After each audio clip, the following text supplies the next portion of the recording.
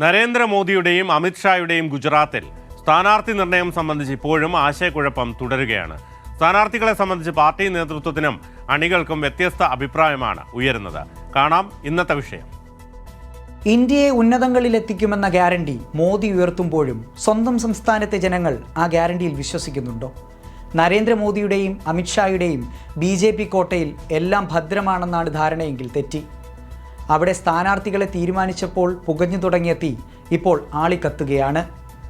ഗുജറാത്തിൽ സ്ഥാനാർത്ഥി നിർണയത്തിൽ പാർട്ടി നേതൃത്വത്തിൻ്റെയും പ്രവർത്തകരുടെയും അഭിപ്രായം രണ്ടായതാണ് പ്രശ്നങ്ങളുടെ തുടക്കം.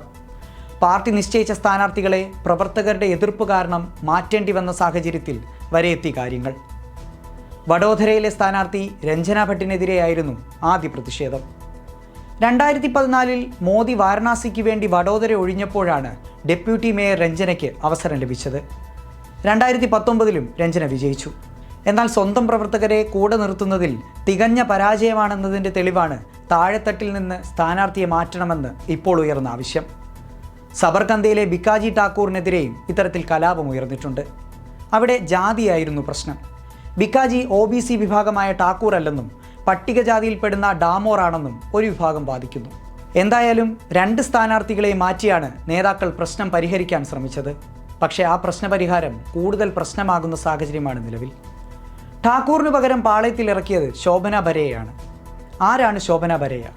2022 കോൺഗ്രസ് വിട്ടുവന്ന മുൻ MLA മഹേന്ദ്ര ബരയുടെ ഭാര്യ. നേതൃത്വത്തിൻ്റെ ഈ തീരുമാനം എരുതിയിൽ എണ്ണയായി.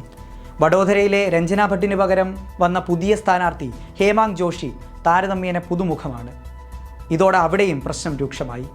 ഇതിനെല്ലാം പുറമെയാണ് വഡോദരയിലെ സാവാരി MLA കേതൻ ഇനംദാരുടെ രാജിഭീഷണി.